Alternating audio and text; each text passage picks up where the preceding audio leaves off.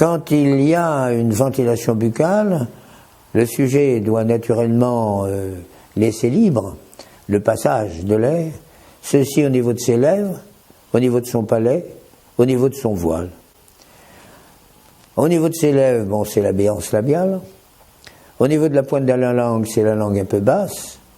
Et dans certains cas, il faudra rééduquer la langue pour la mettre au niveau du palais. Et dans le cas d'un espace qu'il doit y avoir entre le dos et la partie postérieure de la langue et le voile, ceci entraîne des perturbations beaucoup plus importantes.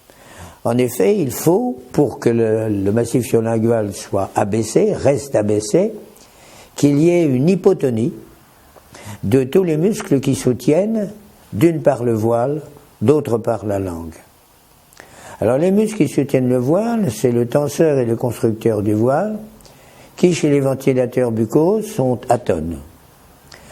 Il y a aussi le constructeur supérieur du pharynx qui est atone.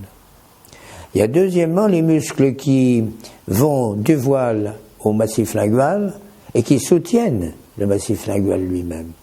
Si bien que lorsque vous avez un passage d'air, de ventilation entre le voile et la langue, vous avez l'ensemble du massif surlingual qui est abaissé pour ces deux raisons.